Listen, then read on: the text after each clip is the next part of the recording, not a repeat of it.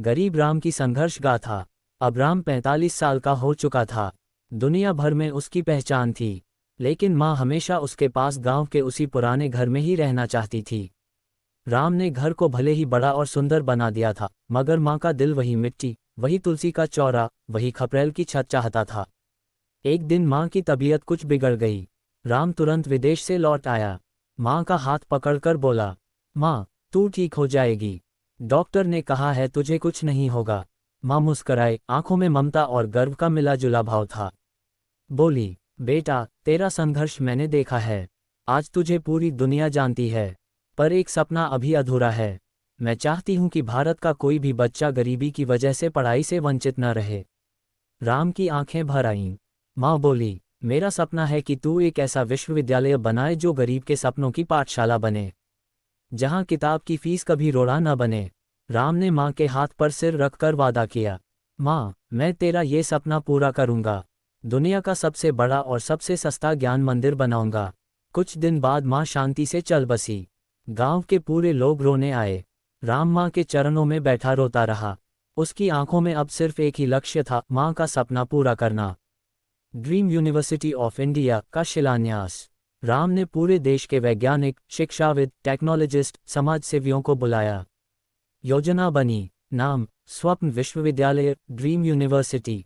किसी भी गरीब बच्चे को शिक्षा मुफ्त, विश्व की सबसे आधुनिक तकनीक, हर कोर्स में रोजगार आधारित ट्रेनिंग, गांव-गांव से बच्चों का चयन। भारत के मध्य में 5000 एकड़ भूमि पर निर्माण शुरू हुआ। इसमें 100 से अधिक अत्याधुनिक फैकल्टी, सौर ऊर्जा से चलने वाला परिसर, कृषि, तकनीकी, मेडिकल, अंतरिक्ष विज्ञान, कला, हर क्षेत्र के कोर्स। गरीब और अनाथ बच्चों के लिए आवासीय सुविधा। जब विश्वविद्यालय खुला तो संयुक्त राष्ट्र महासचिव, विश्व बैंक प्रमुख, नोबेल विजेता वैज्ञानिक, अंतरिक्ष यात्री सब आए। प्रधानमंत्री ने उद्घाटन करते हुए कहा, राम ने जिस सपने से शुरुआत की थी, आज वो भारत ही नहीं, दुनिया के लिए उदाहरण है। राम मंच पर माँ की तस्वीर के सामने खड़ा था। उसकी आंखों से आंसू गिर रहे थे। माँ, तेरा बेटा आज वचन पूरा कर रहा है। तेरा दिया हुआ संस्कार ही मेरी सबसे बड़ी पूंजी थी। अब हर साल हजारों गरीब बच्चे गांव से निकलकर डॉक्टर, इंजीनियर, वैज्ञानिक, अंतर्राष्ट्रीय उद्यमी बन रहे थे। किसी को फीस की चिंता नहीं थी।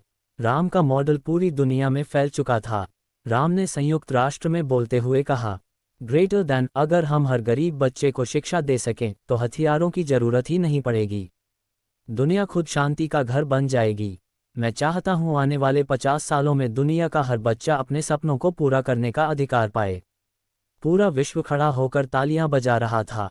राम के शब्दों में अब केवल व्यापार नहीं, बल्कि पूरी मानवता की पीड़ा और उम्मीद गूंज रही थी। राम ने अपने जीवन के अंतिम मिशन की घोषणा की, ग्लोबल ड्रीम मिशन, युद्ध से परेशान देशों में शिक्षा के केंद्र बनाना, शरणार्थी बच्चों के लिए फ्री यूनिवर्सिटी स्थापित करना, पूरे विश्व में शिक्षा के माध्यम से शांति का मॉडल लागू करना। अब राम केवल भारत ही नहीं, पूरे विश्व का शिक्षक बन चुका था।